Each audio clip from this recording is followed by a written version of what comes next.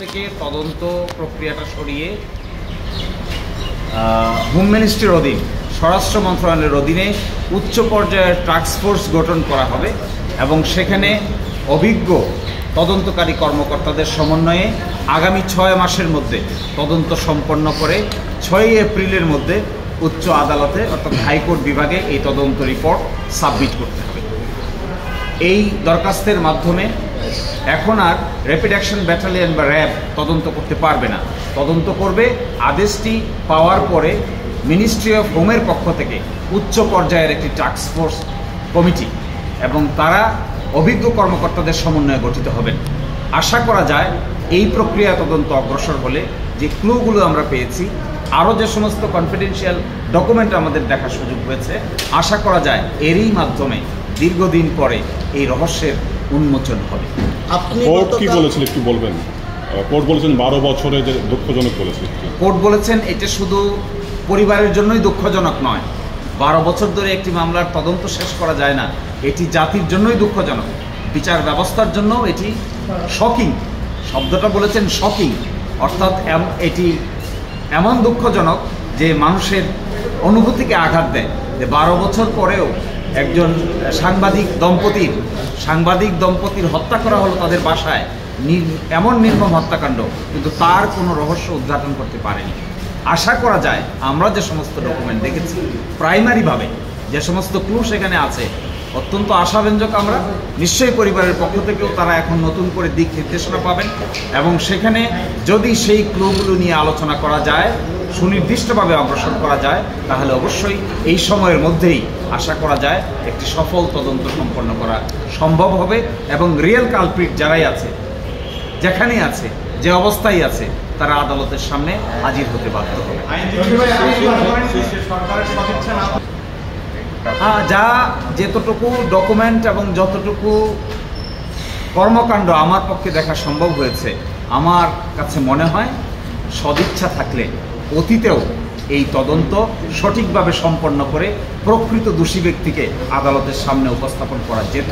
এই সদিচ্ছা এখন আর কোনো ঘাটতি হবে না, এটাই আমরা মনে করি। শিশির ভাই, আপনি কালকে সাগর রুনির আইনি পিবিআই টাস্ক ফোর্স মানে হলো এখানে পিবিআইও থাকতে পারবে, আরও অন্যান্য গুরুত্বপূর্ণ ব্যক্তিবর্গ থাকতে পারবেন, এটাই টাস্ক ফোর্স। এই জন্য আমরাও চাই পিবিআইও থাকুক, আরও অন্যান্য যে গুরুত্বপূর্ণ ব্যক্তিবর্গ যাদের অভিজ্ঞতা আছে, সিআইডি থাকুক এবং আরও সরকারের যে সমস্ত এজেন্সি আছে তারাও থাকুক, সম্মিলিতভাবে টাস্ক ফোর্স গঠন হোক, তাহলেই ইনভেস্টিগেশনটা ক্রেডিবল হবে। আমার অবস্থান হলো অবশ্যই আমি আজকের আদেশকে স্বাগত জানাই। টাস্ক ফোর্স হওয়ার মধ্য দিয়ে যে তদন্ত হবে এটি কম্প্রিহেন্সিভ হবে, স্ট্রং হবে এবং এভিডেন্স কালেক্ট করতে অপেক্ষাকৃত কম সময় লাগবে। আর একক ব্যক্তিবর্গের মাধ্যমে যদি তদন্ত করা হয় তাহলে দীর্ঘ সময় লাগে, এটি স্বাভাবিক। এই জন্য টাস্ক ফোর্স হওয়াটাকে আমরা আমাদের পক্ষ থেকে ওয়েলকাম করছি। কোর্ট সেটিকে পজিটিভলি নিয়েছেন। উচ্চ পর্যায়ের কমিটি যেহেতু গঠন করতে চেয়েছে সরকার, সেই জন্য আমরা পরিবারের পক্ষ থেকেও পজিটিভলি নিয়েছি। আশা করা যায় সকলেই যেহেতু একমত, তাহলে প্রকৃত তদন্ত করে রিপোর্ট সাবমিট করতে কারোই কোনো দ্বিমত থাকার কথা করতে বলছি। আমরা নতুন আশা দেখছি, এখন নতুন আশা দেখছি এবং আসলে স্পেসিফিক কোনো বাহিনীকে না দিয়ে বিশেষ করে র্যাবকে যে বাদ দেওয়া হলো, এতে আমরা খুবই খুশি। কারণ আসলে র্যাব শুরু থেকেই তদন্তের কিছুই করেননি, তারা প্রথম দিকে আসলে আমাদের প্রেশারাইজ করেছে এবং পরবর্তীতে তারা আসলে মামলা নিয়ে কোনো কাজই করেনি। তাদেরকে বাদ দেওয়াটা আলহামদুলিল্লাহ আমরা খুব খুশি হয়েছি এবং স্পেসিফিক কোনো বাহিনীকে না দিয়ে এই বিভিন্ন আপনার যারা দক্ষ তাদেরকে নিয়ে যদি স্বরাষ্ট্র মন্ত্রণালয়ের টাস্ক ফোর্স গঠন করা হচ্ছে, এতে আসলে আমরা আশার আলো দেখছি।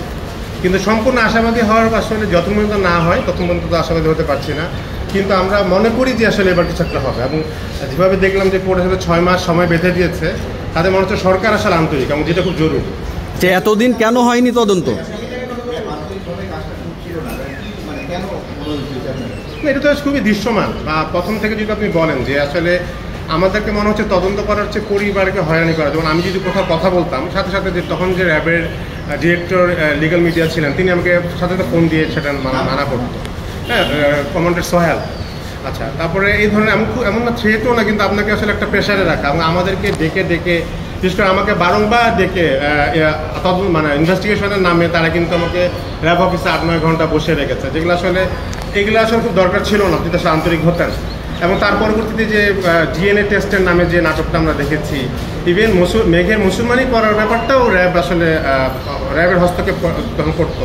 এগুলো থেকে মনে হচ্ছে যে তারা এটা কখনোই তদন্ত করতে চায়নি। পরবর্তীতে যেটা মনে হয়, পরবর্তীতে যদি 1415 সালের পর দেখেন, র্যাব কিন্তু এটা নিয়ে কোনো প্রকার কথা বলেন। এবং আমার কাছে মনে হচ্ছে র্যাবের একজন তদন্ত অফিসার এসে আমাকে জিজ্ঞেস করছে যে মেয়েটি কেমন আছে, মেঘ ছেলে নামে এটিও উনি জানতেন না।